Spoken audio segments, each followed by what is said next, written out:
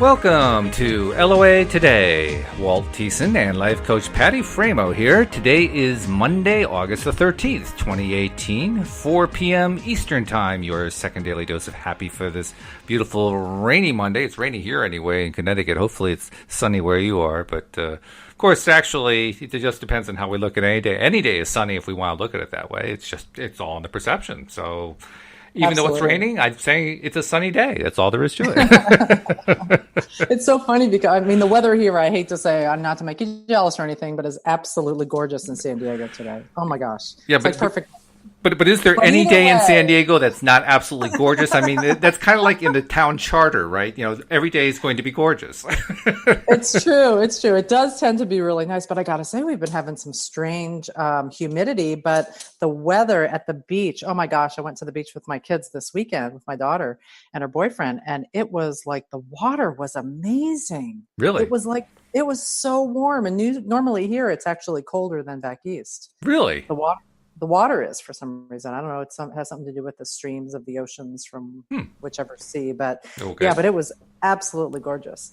But it's so funny, as you turned on the music, I'm sitting here dancing. There's something about that song. I know. It kind of picks you up, doesn't it? It does. It makes me so happy. It's like I have this really positive association with that music now. It's funny. I definitely have associations with it because I've been hearing it now for years. But nevertheless, even though the fact that I've heard it over and over again, it hasn't really gotten stale or anything. And I think it's because I have such positive associations with doing the show. So I agree. You know, I have this feeling like, oh, there's the music. That means I'm about to have something positive, good feeling happening. I think that's what's built up in my nervous system, you know. It's true. And I don't know, there's just something about the tune. I don't know what it is. It just makes me want to dance. I sit here and do my little dance right before we start. I remember when I was looking for that, I mean, there are lots of places you can go online to go find, you know, people who are selling music they've created, you know, that you can use for whatever. And I was trying piece after piece and, you know, snippet after snippet, and they were all like, you know, driving rock and roll, or they were, you know, synthetic violins or something, you know, like, you know, something out of Dragnet or, you know, whatever. Nothing appropriate. And then I found this one. I was like, oh, I found it. I found a good one. Hey. It is. It's a great one. I got to say, you did a good choice on that. Yeah. Yeah, that one worked out really nicely. So no complaints here. So I guess you had a good weekend. I was going to ask how your weekend is, but I guess you had a good weekend. I did. It was, you know, it's interesting because we're focusing on, you know, improving relationships. Right. Definitely. It's interesting to see how with adult children, how your relationships shift over time. Sure. And, you know, it's funny because I kind of feel like when I first had my kids, when they were like teenagers, I had two daughters. They were 5 years apart, and man, they gave me a run for my money when they were teenagers because they were doing their job and being annoying, and you know, that's their what job teenagers are supposed to do. Yeah, that's the teenager's job. Exactly, to separate and individuate. Exactly. And so they find all your buttons and all that. But somehow I thought, you know, they'd hit their 20s and it would like all smooth out. But it's funny how, you know, everybody has their own personality and their own issues that they bring to the table. So it's been an ongoing process of finding our place with each other. I mean, we're really close. I love my kids. They're great kids. But finding our place with each other and how we fit with each other has been an ongoing kind of process. So it's kind of interesting. But it ended all great. It was all fine. But I did have a couple talks with my daughter over the weekend, and she is just really good at communicating. So that made it much easier. Oh, that always does make it much, much easier. That's a good thing. Yeah, so, absolutely. Well, overall, that sounds like a good, positive experience for the whole weekend. It was. It totally was. And I was thinking about a client of mine who actually is dealing with adult kids, her adult children, her adult daughters. And, you know, what came up for me was if something's bothering you in a relationship, do you ignore it or do you deal with it? Like if you're going to use the law of attraction approach to things, what would make the most sense, you think? I don't know. You're looking for a general answer, and I'd always look at it in the specifics. So I'm not sure how to answer your question. I guess it depends. Huh? Yeah, it does. True. It depends on a lot of factors. I mean, you could have a situation that's generally a really good situation, but it's got one or two things that are kind of driving you nuts, and that would probably dictate, you know, your particular approach to deliberate creation. That's true. I don't know. True. I don't know how to answer your question. I mean, how do you answer it? Well, I mean, I think what I've heard Abraham say, which I think is accurate, is, if you can think about other things or ignore it or focus on positive aspects, that is the way to go initially. But if there's issues that come up repeatedly, then it kind of needs to get dealt with. I felt like, but then it's like, how do you deal with it? Because I mean, I've got both my counseling and social work background and my coaching background. So it's like, do you take the law of attraction approach, or do you delve into it, and how much and all that? You don't want to focus for more than 17 seconds. You get into that whole thing. There's like all these parameters, like, how do I do this? But, this client of mine, she had this issue with her daughter that kept coming up over and over and over again. So I felt like it was worth dealing with. And she, felt that her daughter wasn't really being there for her and was kind of distancing herself from her. And like, she felt like she was always there for them. There's that generational thing, like whose role is what. And as you get older, or as your kids get older, it's finding your place of, am I just the mom, or is there some more of an equal standing in the relationship? And she felt like she was coming in to help her daughter whenever there was a crisis. But it almost, and like she was there to save the day kind of, but she kind of made it sound like her daughter couldn't really take care of herself. So, we ended up talking about the whole boundary issue and generations and what's realistic to expect and what are appropriate expectations with their kids, even when they're adults. And she had this like sudden thought, which I really think was kind of the universe tapping her on the shoulder, that in her own family of origin, her own mother treated her like she couldn't take care of herself and made her doubt herself to be self-sufficient. And she was doing the same thing. So, it kind of made her feel a little bummed when she realized she was doing that. But it also made her realize, gosh, now it totally shifted her perspective on it. And then the next step was to kind of be like, okay, now we've got that. How do we use law of attraction to shift that? So I kind of was saying, why not just take that new knowledge and kind of hand that to the universe? Like, okay, I recognize this, but I'm not going to have to worry about the how. So she just kind of handed that over. And her part was to focus on what she appreciates about her daughter and the ways that her daughter is self-sufficient and how she wants the relationship to be. Because, once you focus on what you're wanting more, that's when you're going to draw more of that. And it seems to be working so far. That's good. That's great. Yeah. I mean, anytime you make progress is wonderful. And it sounds like overall the approach you guys took for her situation really involved what I would say is the right way to do it in general. If I was going to look for a general way, this is probably what I would say, that each person owns their own stuff. And as long as both sides are committed to that, everything's going to go right. If only one side is committed to it, and you're not that side, then you got to change your stuff. And if you're committed to it, but the other side isn't into it, then you can try doing some deliberate creation, and hopefully your vibration will influence the other. But you got to be ready for the fact that they just may not be willing to take care of their stuff, and that can be tough as a parent. That can be tough as a child of a parent. It can be tough either way. I had that with my mom. I mean, I actually did do 9 months of therapy. And I did it because at the time of my life, I was very, very frustrated with my own personal, intimate relationships. Good for you, because I'm telling you, for a lot of people, especially guys, it's kind of like, it makes me weak by doing that. But I applaud you for doing that, because it can really make a big difference. Well, I was kind of at a point where I had to, because when I talked about my intimate relationships, I mean, there weren't any. So I was trying to figure out what was going on. And the therapist actually came to the conclusion that it wasn't me; it was the people I was talking to, that I was interacting with. In fact, there was one woman I was seeing at the time, kind of on a friend basis. I wanted it to go further. I wasn't sure where she wanted to go with it. And come to find out, my friend was being a bit manipulative in ways I wasn't even aware of. And my therapist picked up on it and called her in and chewed her out for it, which was interesting. But anyway, one of the things that happened during that 9-month period was my therapist, of course, is trying to find out all about my family background and so forth. And she's asking me questions about my mom. And I wasn't trying to be evasive or anything, but every time that she would ask a question about my mom, well, does she fit this category? Does she fit that category? Is she like this? She never fit any categories. And what it really comes down to is my mom is really good at not fitting categories, deliberately so. She will make sure that she doesn't fall into any of the boxes of this is a problem, that is a problem. You'll never be able to pin her down on anything, but she never fits any box. That's interesting. Oh wow. yeah, she's quite a different human being, to say the least. But that can also complicate the relationship. And what I mean, that was actually how I learned pretty early on the importance of my stuff is my stuff and her stuff is her stuff. Because if I hadn't learned that, I probably would have been in a mental institute. That's how crazy it was.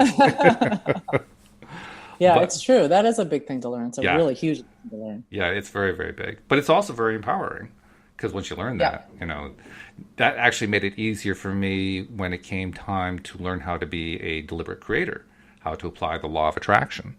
And specifically, it helped me with my biggest struggle at first was believing that I could move the emotional needle because I thought I was completely dependent upon whatever happened to me to create my emotional state. The idea of me moving it just seemed incredulous. Like, no, that doesn't work. That doesn't happen. But the fact that I had learned so well with my mom how to say my stuff is my stuff and her stuff is her stuff, that actually helped. So that my wonderful wife, who was helping me at the time to try to make the breakthrough,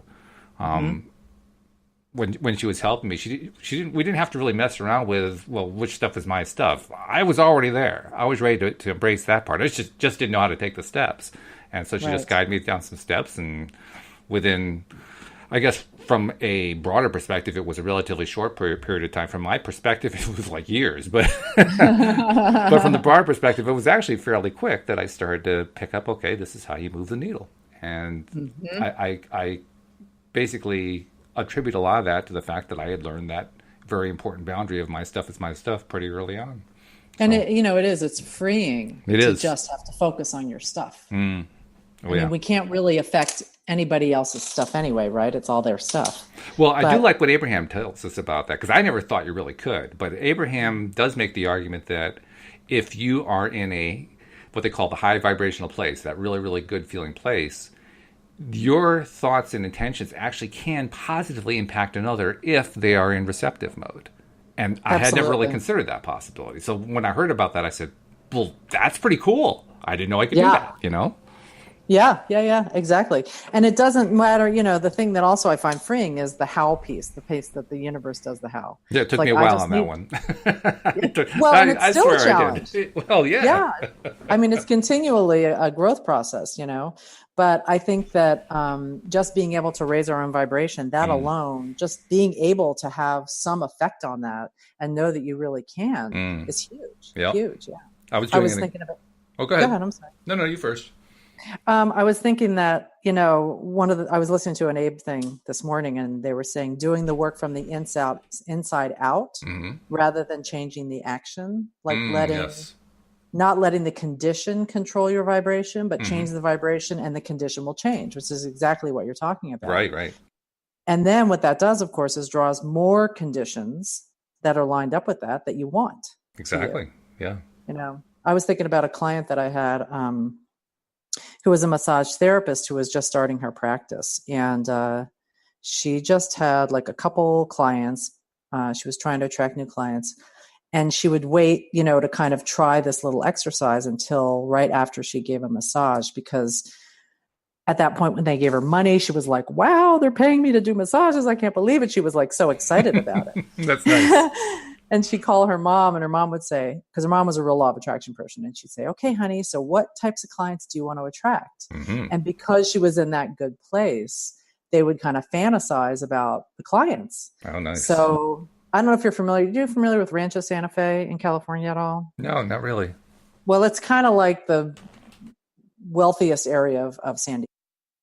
Walk around, you drive around. It's a lot of like movie stars and things like that live there. And you drive through, and it's absolutely gorgeous. It looks kind of like it sort of looks like horsey, like it looks like it's a rural kind of, not really rural, but I don't even know how to explain it. There's no sidewalks. There's lots of trees. It's kind of understated. And in fact, when I first moved here, we were looking for a house, And what I found about San Diego, given the real estate prices, was you kind of drive through a neighborhood and go, oh, this is kind of a cute neighborhood. And whenever you thought that, it was like way out of your price range.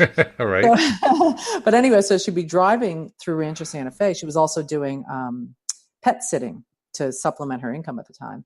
And when she was driving through these windy, beautiful roads with the huge gates and then the long driveways to them, to the big houses that were hidden in the trees, she would imagine the buzzer on the intercom sounding.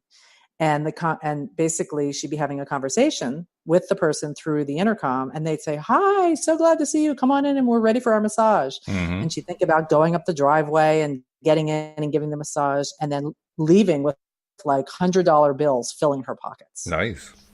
And she'd repeat that sort of on the way back and forth throughout the day, throughout that whole day. She went to her pet sitting appointment. In the middle, she said she went to her cat, or the cat that she was pet sitting for, and started talking to the cat all about it. I mean, just having a listening board. That's great. You know, kind of like, oh, I'm so excited. And that evening, that same night, she had a friend call her who referred her to a new client in Rancho Santa Fe.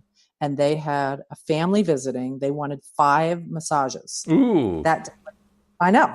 And she ended up developing a really close relationship. She focused a lot on the relationships with the clients, having an open heart and a loving relationship. And it was a super cool family, just as she imagined. And she ended up giving massages to their families and friends whenever they'd come in town that summer, for like 40 massages throughout the summer. Wow. I know. And it was kind of the start of her really building her practice. Yeah. You know, the more you feel excited about it, the more clients you get. And she has like this huge practice now with these great clients. So good for her. Yeah, it's kind of hopeful. It is. You know, yeah, when you're just starting stuff out. Yeah, well, we need stories like that. I mean, we all need them. They're ear candy in a sense.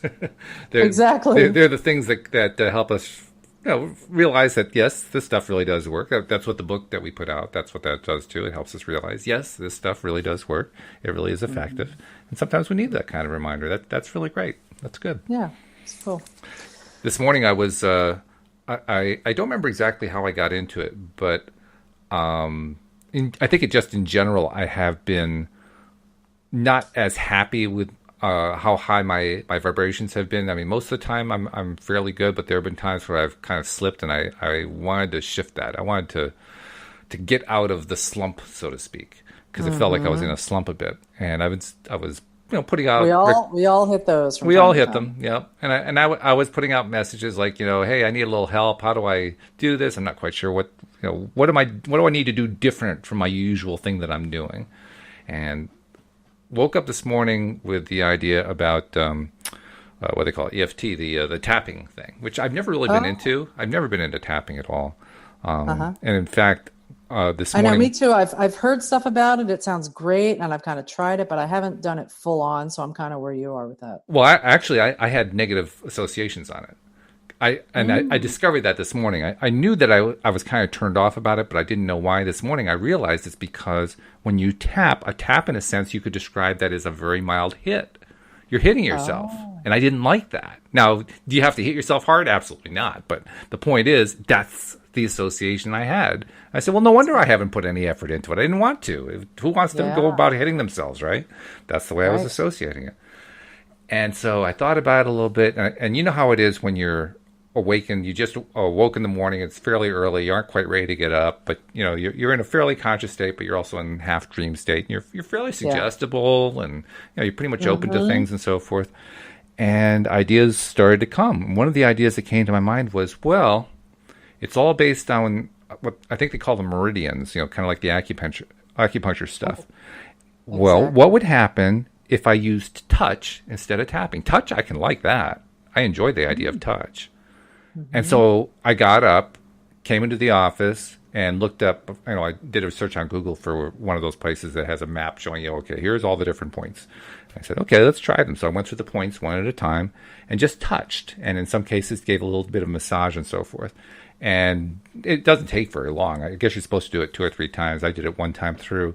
And then I kind of took stock, and I actually felt a little bit better. I said, that is cool. Well, that's nice. I could perhaps get used to this. And then a little later in the day, what was I doing? Oh, I was out on my walk.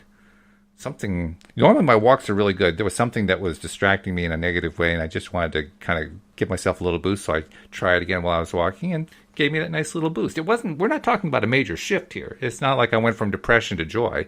It was more like going from optimism to positivity. So just like a little tiny improvement there, but it was an improvement.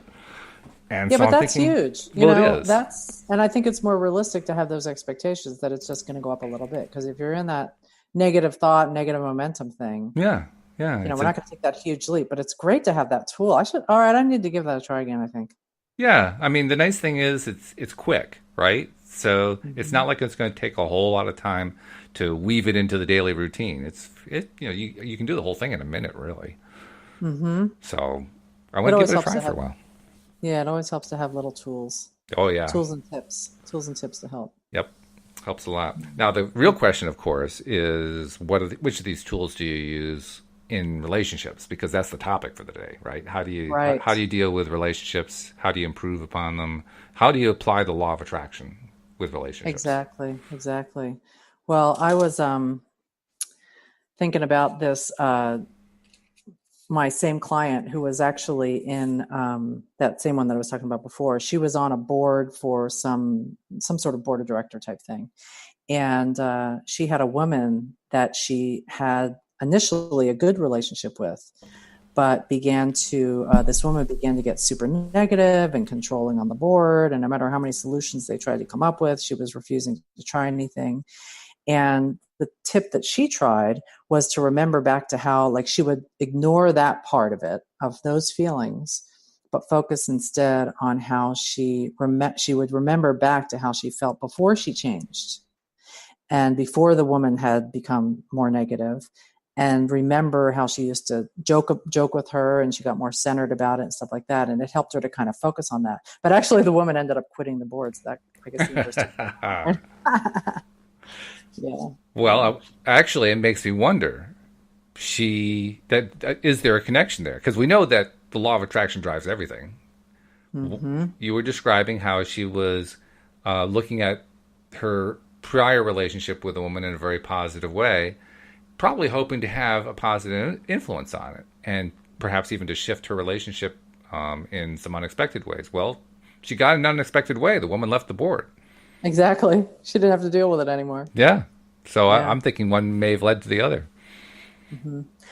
I was actually listening also to this. I'm a total Abraham addict. I'm telling you, I listen to it every single day. I just love it because it makes me feel so happy. That's a good reason. I was listening to another one. Yeah, it is. I was listening to this other one recently, and Abraham was talking about one of the options to deal with relationships is following the path of least resistance, which may be like leaving or firing the person if it's like an employee or something like that. Oh yeah. Saying that it's kind of okay to remove yourself from unwanted conditions if that's going to help your vibration to begin to change. And this guy was talking about an employee he had who was just doing a really terrible job, and Abraham kind of talked him through it, looking at using the path of least resistance, but kind of took it a step further. And at each step, Abraham would kind of ask, what about this? And what about this? And what about this? And they would walk through the decision-making process as to whether or not he should fire this employee. And at each step, Abraham would say, which is the path of least resistance? And how would you feel if you did this? Because it was all just based on what's it going to make you feel. So the path of least resistance being, if you take a step and it's making you feel better, that's the path of least resistance. If you take a step and it makes you feel worse, it's not. Mm-hmm.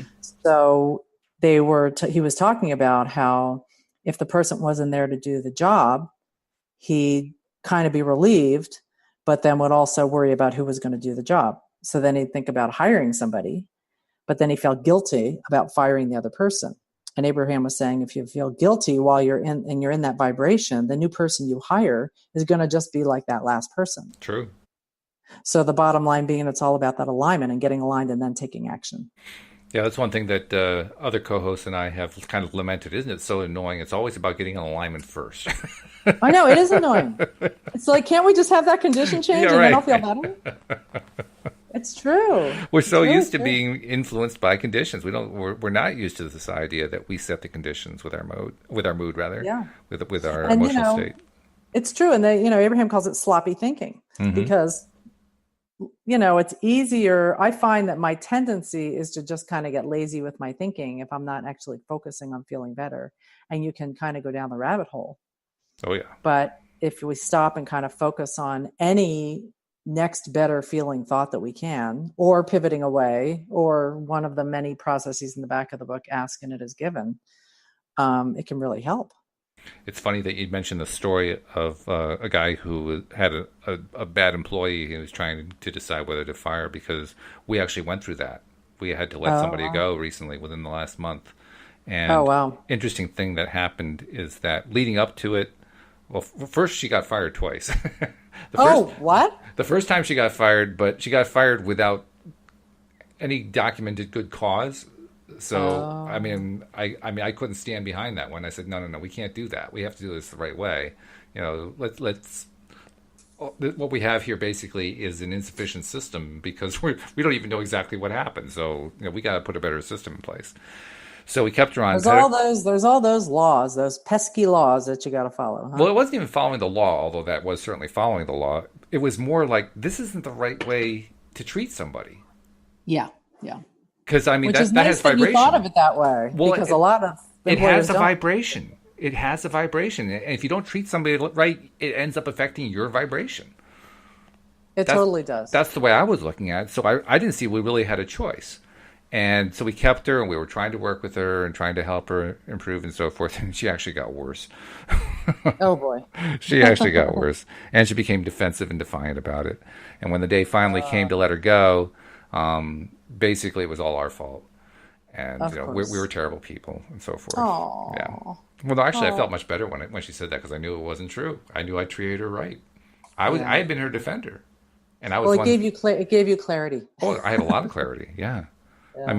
Well, plus she made it really easy too, because Louise kind of put there was one particular day, it was actually the day, or the day before, she put a gauntlet down saying, look, for the next week, we want you to be getting everything right, no mistakes, just, no major mistakes. Minor mistakes we can live with, no major mistakes, What does she do? She responds by saying, I'm taking the next 2 days off. Oh. So she made it really easy to fire her. I mean, that was just so easy. Well, see, seriously, the universe totally gave you clarity on that. Yeah, that was real quick. And worked it all out. Yeah. So it's funny because a lot of times I think about, using the law of attraction and making it so that I can make myself happier or my situation, my conditions better by using that. It doesn't always happen in a straight line. It doesn't always happen even in the way that you expect it to happen. Mm-hmm. And it doesn't matter because as long as you get the final result of feeling happier, the details don't really even matter. Well, there's also some more fallout that comes from this, which is kind of interesting because after she left, she was a sales rep. And of course, sales reps are very much involved in every project that comes along that they're involved, that they help bring into the door. Right. It's your face of the company. Yeah, exactly. Mm-hmm. And the mistakes that she made tended to be financial and expensive. Ooh. And after she left, there were more financial mistakes that kept popping up every few days. Like, oh my God, there's another one. Oh my God, there's another one. Wow. Oh my God, there's another one. And so it has actually become a test to see how well can we weather the fact that these financial errors that cost us money keep popping up that we didn't know about. Oh boy! And we just had another one. We just had another one just 5 minutes ago before we started doing the podcast. Well, actually half an hour ago before we started doing the podcast. Yeah, there was another one, and poor Louise is having a meltdown about it, and I'm saying, well, don't stay there. She says, I know, I just need to have it, and then I'll be done. Yeah, exactly. Deal with it, and then you can move on. Right, exactly. Yeah, but it's amazing how all the different ways that the law of attraction plays a role, because clearly there was a major role going on there, and that role produced a bunch of negative consequences that we didn't like. But on the other hand, it really reinforced, boy, are we glad that she's gone, because we're eventually going to run out of them. I mean, she only had so many new clients that she had brought in during that last month, and we pretty much finished doing all the stuff for them. I don't think there are any left that we don't know about yet. So eventually you run out of vibrations, right? You end up you run out of the negative things happening. So I think that particular spiral has run its course. Well, and then you never know what's a positive that could even come from that down the line. I mean, if you guys can line up with feeling so relieved about her being gone and not having to deal with it anymore, it may bring in a whole windfall of stuff that you're not even expecting. Well, I know of one I can point to right now. Because what our sales reps do, the business is a gardening services business. So the sales rep is going out talking to a residential, usually a homeowner, and talking about what work they need in their gardens, and then giving them an estimate, and one step after another until we sign them up as a customer. And the estimating process is where the former sales rep used to really trip up a lot. That's why we had so many of these financial gaffes. Mm-hmm. Well, we also have a second person who was newer than the one we let go of, who, in part because of what happened with the first one, she's like, terrified with intent about making sure there are no mistakes. And plus now there's more pressure on her because she's the only one, right? So I was thinking, okay, how can I take pressure off of her? And what I ended up doing was hiring a programmer. I actually have a programming background, but in this case, I just wanted somebody else to do it just because I needed somebody who had this particular skill set that was associated with this project who could just bang it out. And I found somebody, and he banged it right out. But we basically created what we call our gardener's estimating calculator. And it takes all of our different services, applies labor hours and various materials, mulch, compost, all that kind of stuff, with prices and delivery costs and purchasing costs and all this stuff, builds them into a calculator. And all the sales rep has to do is say, okay, 1 hour of weeding, 1 hour of cleanup, 1 hour of edging, and just plug them all in, or maybe 1 to 2 hours, because we can actually do it in a range. And then at the end, it tells the sales rep what it costs to do that particular bed, so they can do a real quick estimate right on the fly there. Wow, what a relief that must be. Oh yeah.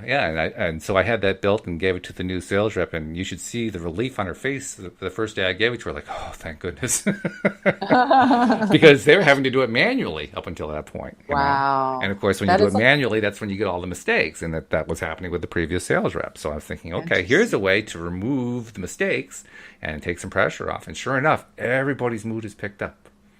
Oh, that's cool. The combination of the old sales rep being gone, she was definitely a divisive force in a number of ways, and the calculator for the new sales rep, everybody has calmed down. I mean, the entire organization is just feeling calm. They've told me so. They said, oh, things are so much better now.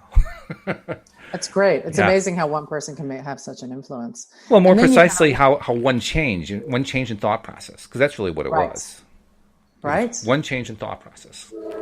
And then you've got the positive upswing momentum. Exactly. Yeah. And then you kind of wonder, maybe she was putting in her vortex that she didn't want to work anymore. You never know. I won't even go there. I just won't even go there. No.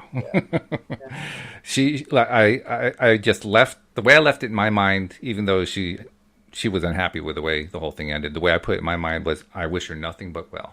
I wish her a completely happy future. I hope she finds her next position to be even better than the one that she had with us. And I just wish her well.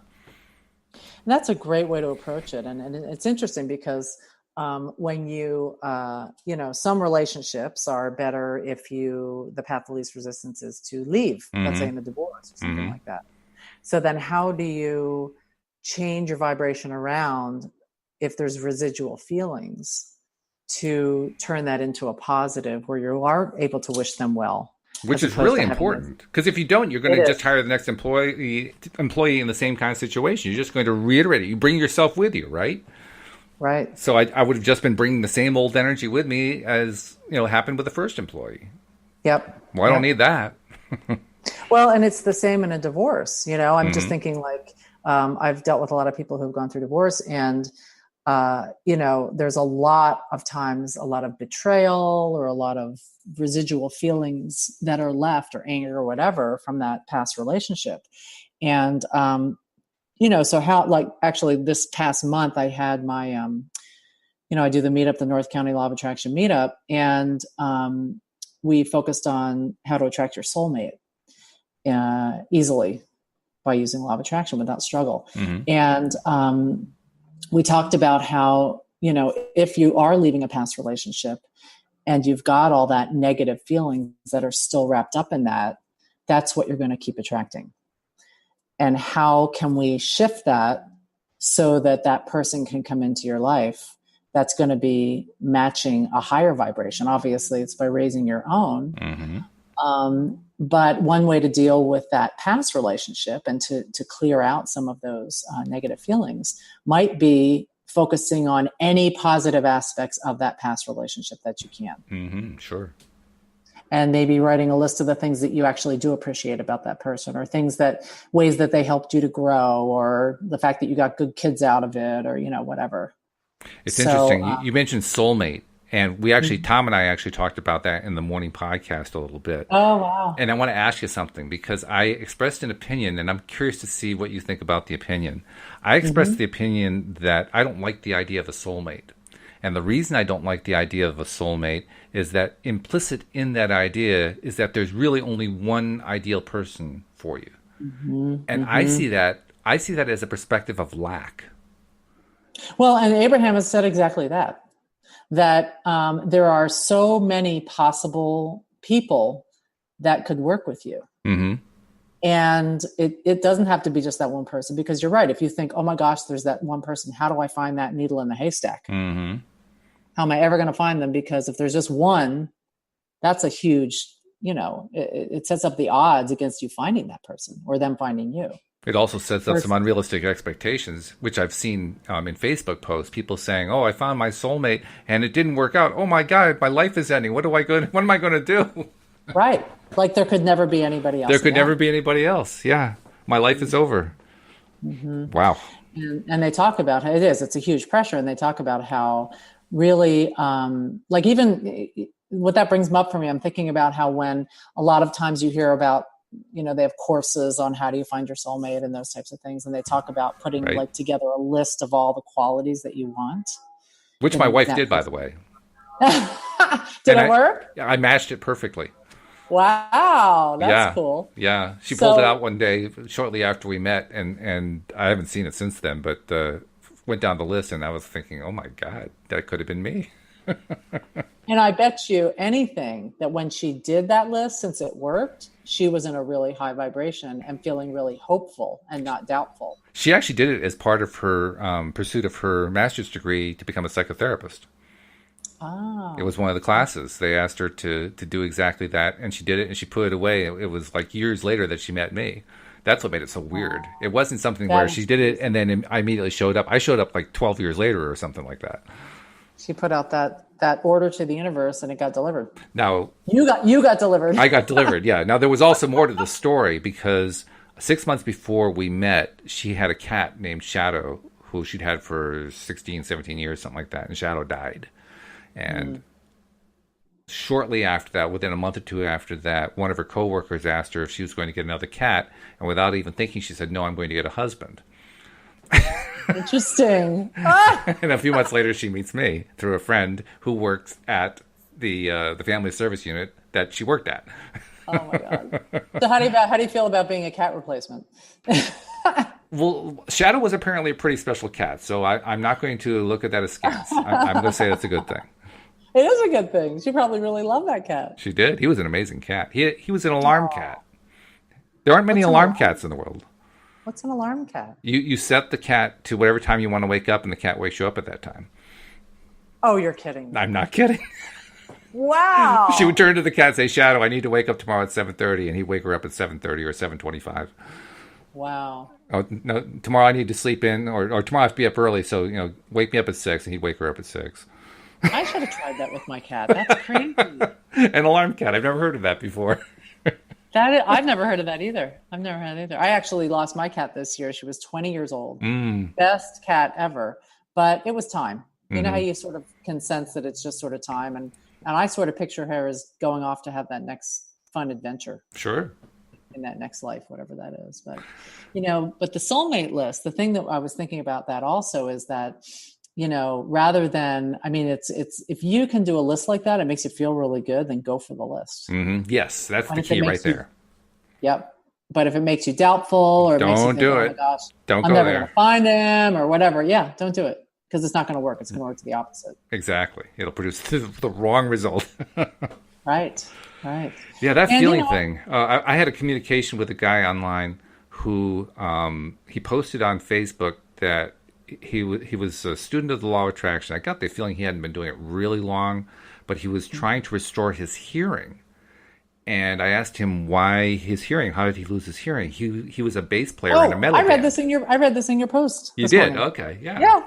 Yeah. And it was perfect for me, as you saw, because I was a guitarist. So we had that in common. We had that background in common.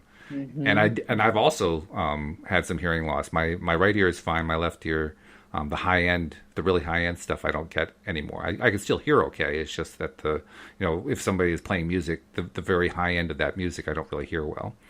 Interesting. Mm-hmm. And he was really distraught because apparently his hearing has deteriorated despite trying to use affirmations.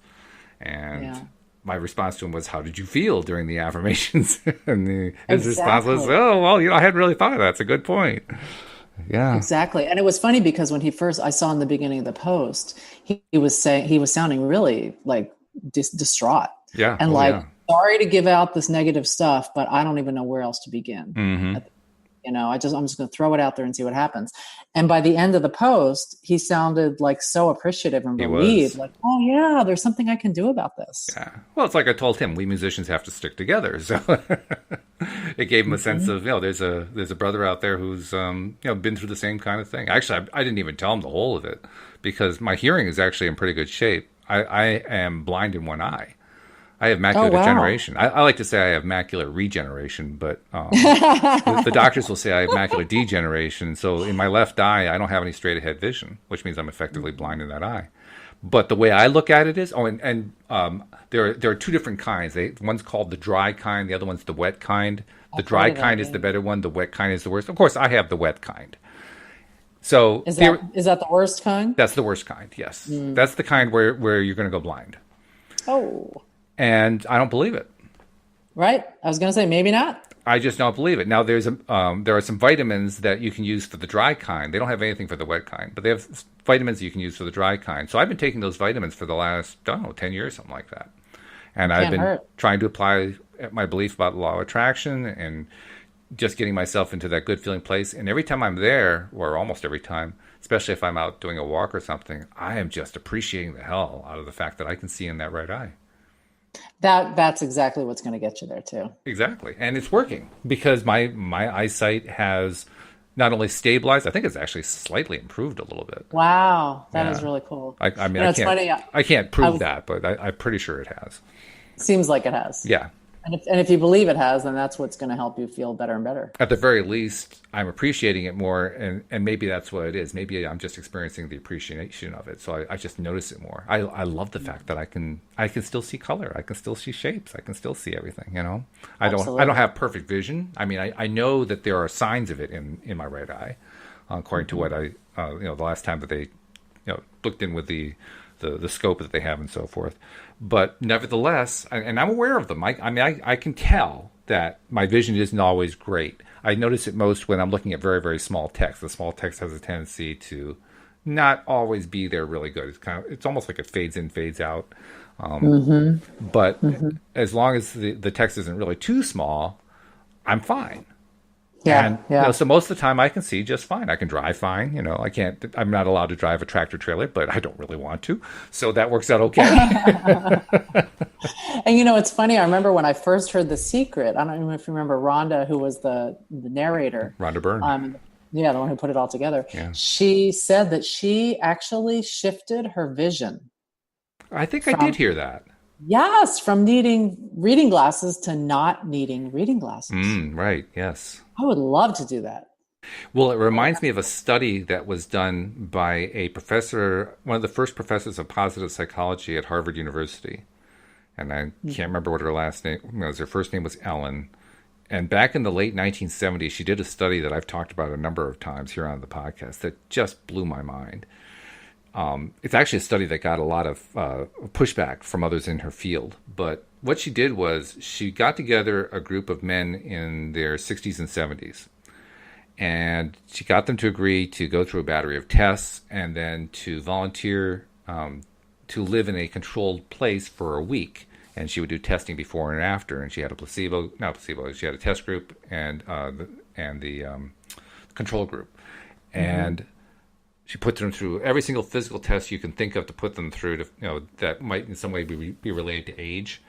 And then she divided them up into two groups. The control group, they just did whatever they wanted in this facility for a week. The second group, they did whatever they wanted, but they all wore badges that had their pictures, and their pictures were from 20 years before. So this is the late 70s, so they had pictures from the 50s. Oh, wow. And up on the wall was like a picture of President Eisenhower. And they were like Time and Life magazines from the 1950s. Wow. They were she was putting them back into the place of being that like they were still living in the 50s. Wow. She took her test before and afterward and found that after 1 week of acting and believing like they were in their 50s, their strength improved, their agility improved. I mean, the whole range of physical skills improved. That's wild. And their eyesight improved by an average of 10%. Wow. Isn't that crazy? And it was the eyesight that really got me. Because, I mean, I can kind of see how, through some positive feeling, you could get yourself to be more agile, more loose, and more limber. I can see that. But eyesight? Wow. That's pretty good. That is pretty incredible. Yeah.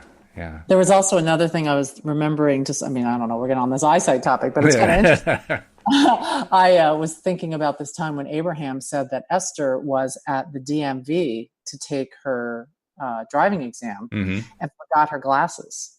Oh dear.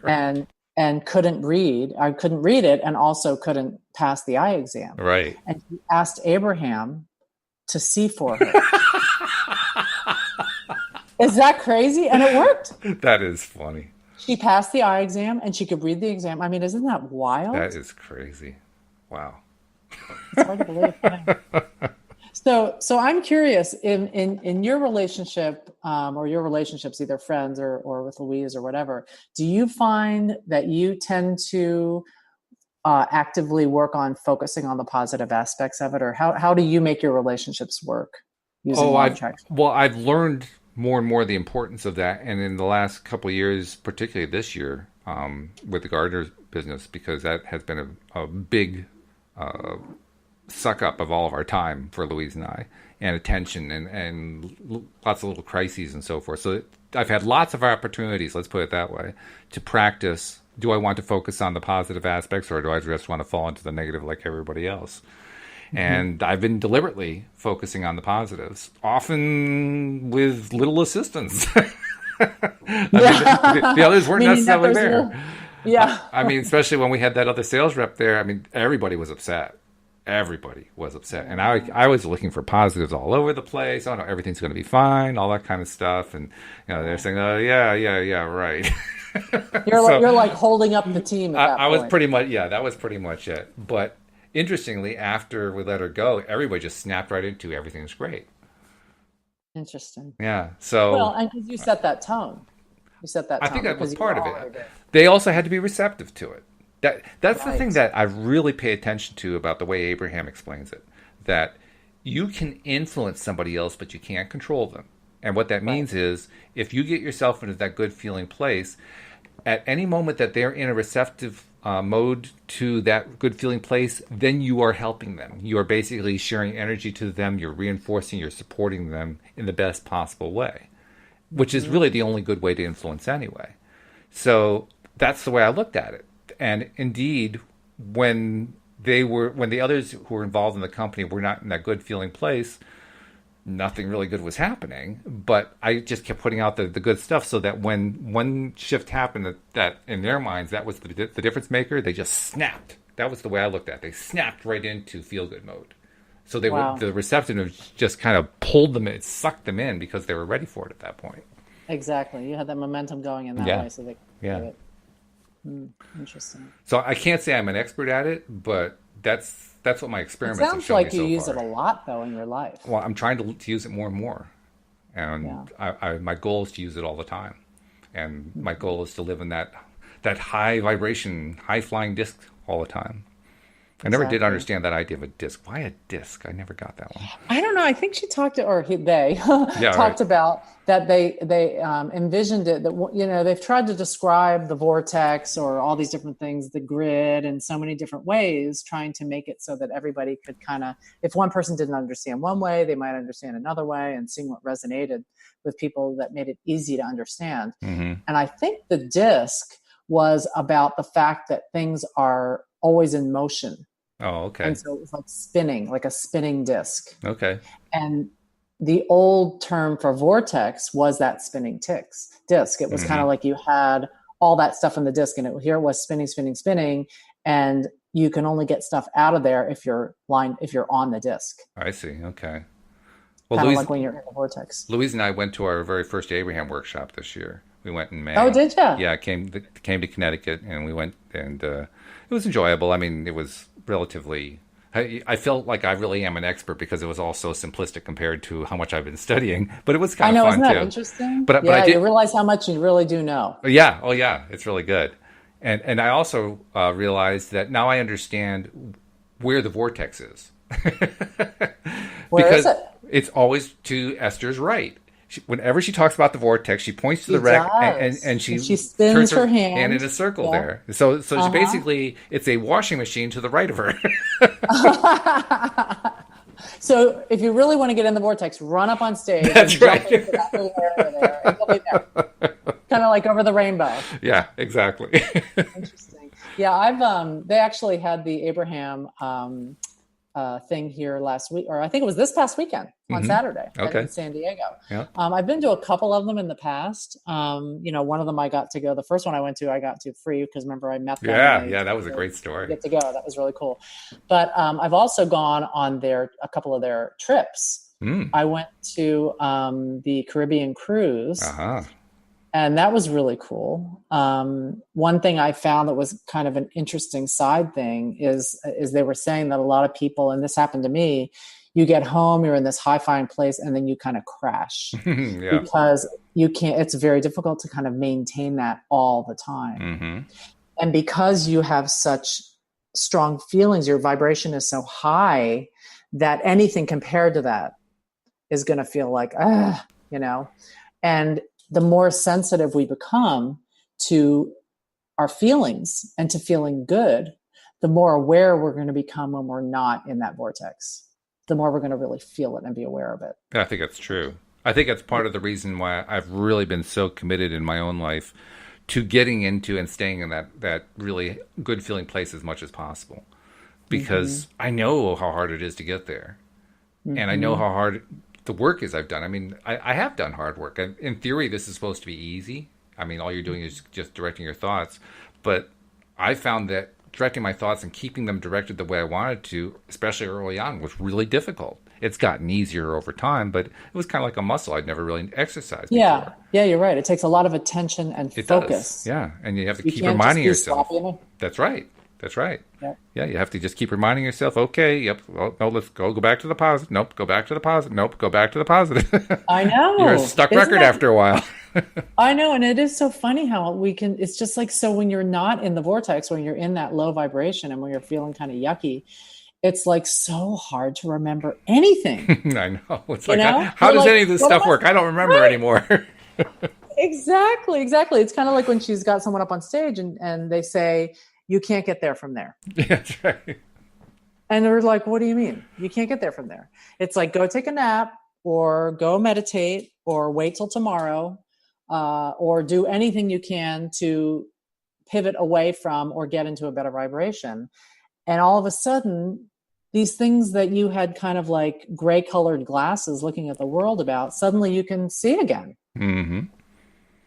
That's a message that really resonates with people here in New England, because New England, of course, one of the New England states is Maine. And Maine, well, first of all, I don't know if you know this, but people from Maine are known as maniacs. And I didn't know that. And Maine is the source of the phrase, you can't get there from here. So that phrase is really well known. It resonates with people who live in New England. And so when I hear Abraham say that, I hear it with a Maine down east accent. Yeah. I was talking about the rose-colored, gray-colored glasses. What that made me think of is I have a friend who just talking about relationships too, is she was in a marriage where it was like one of those marriages where they're almost idealize each other. And they saw only the positive in each other. Wow. And it was like, we would all kind of talk about like, wow, and they would almost like deny the rest of it or not look at it. He ended up going through kind of a midlife crisis, her husband, and he was like drinking and not coming home in the middle of the night and bought a convertible, like that kind of stuff. And she all of a sudden like took those rose colored glasses off and could see like all these flaws. And it caused this, really huge rift in their relationship. But ultimately, she, they worked through the issues and stuff like that. And she has really worked hard to start focusing on those positive aspects, to see him with those rose-colored glasses again. Because, when you're in that place, you feel hopeful. It's true. You feel like you can have some effect on things. And you can remember tools from Abraham. One thing that I've been focusing on is learning how to appreciate the stuff that I don't like so much. And that's a little bit tricky because the way I said that is actually wrong. It sounds like, well, I am forcing myself to like something I really don't like. And that's actually not what I mean. What I mean is looking for stuff about the thing that I don't like to see if there's anything I do like in it. And so kind of examining it. Yeah. Seeing if I can find where's the silver lining to this thing I don't like. Because the more that I practice doing that, I find that's actually one of the most empowering ways to make it easier to get back to and stay in that high-flying place. Yeah, I agree. I mean, even if what the thing is, the silver lining is, you're growing from that. Yes. Exactly. Which is huge. It is huge. It's very big. We have about 3.5 minutes left. I wanted to take a moment to give a few messages out to people. First of all, something we've been talking about for the last 4 or 5 days or so. Patty, I don't think I told you about it, but I'm trying to encourage our existing listeners, the ones who are the loyal ones, the ones who are subscribers and have been listening for a while now and listen to all the episodes that we put out every month. We love them. We're wonderful. They're wonderful listeners. I'm trying to encourage them to go to their favorite social media and just post something about LOA Today. It doesn't really matter what the message is. All I'm asking is include loatoday.net with the .net in there. It's an experiment to see if we say the whole thing, loatoday.net, in social media, and if all of our listeners are doing that, what happens to our overall listenership? And what we've what we found so far is by the end of last week, we were hitting some new records in terms of number of plays going on, and the number of new listeners was up slightly. And I did some checking and found there were 1 or 2 mentions. There wasn't a whole lot, but how interesting! Just 1 or 2 mentions produced this boost in listenership. So I want to keep going with it and keep saying, hey, if you guys haven't done it yet, just, I don't care what social media channel you use, just put something out there. You say you were just listening to the podcast at loatoday.net, something like that. Because we want to see what we can do in order to boost the numbers up. And I think that's going to be a really big way to do it. Why do it? Because look how much you get out of it. And if you're getting this much out of it, I mean, most people don't know about LOA Today. We have perhaps 150 people who know about us. There are some 300 million people in this country who have no idea what LOA Today is. We have a lot of outreach to do, so we're asking for help with that outreach. And for those who are new, who haven't subscribed, who are just checking us out, maybe this is the first episode they're listening to, we're asking you to become a subscriber. First of all, it's free, which is really nice. Second, it's easy. It takes about a minute. And third, all you do is go to the homepage of the website, loatoday.net, and the instructions are right there.